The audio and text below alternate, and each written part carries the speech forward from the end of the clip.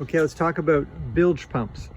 There are 3 bilge pumps on board, 2 manual and 1 hydraulic.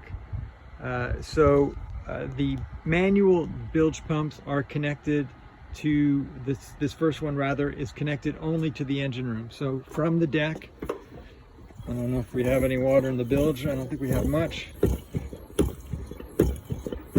can hear it pumping a little bit. This basically,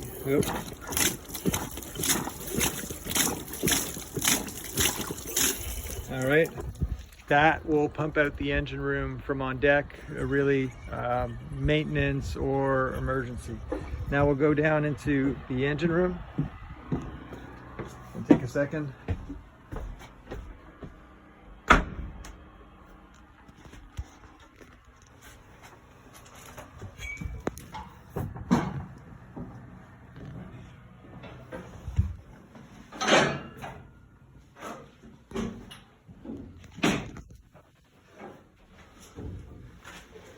All right, in the engine room, we have a new bilge pump system. All the other pipes were corroded, so everything was changed.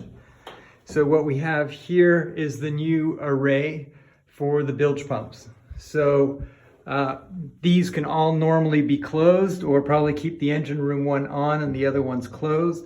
So we have the front bilge under the front cabin, first cargo hold, second cargo hold. So those pipes run down with the aluminum tubes to the other compartments. Here's the engine room one, and here's the one of 2 alternative exits for the water from the bilge. Now, there's a choice here to either use this manual pump to pump the bilges, or to use over in the corner over there, the Flomax pump. So that's the hydraulic pump. So if you wanted to use this one here, because perhaps you don't want to be starting the engine, then you would, open this valve, all right, and then you would close this valve. Oops, sort of conflicting here. There we go. So this one is closed off now to that Flomax pump. So if you would pump here, all right, you would be pumping through here. It's not primed right now.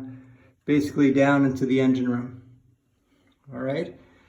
Now, if you would want to use the hydraulic pump, then you would just switch these over. So now this pump is closed. This pump is open, and this flows through over to the Flomax. Now the Flomax is a bit complex and all the connections, so I'll do another video to explain that.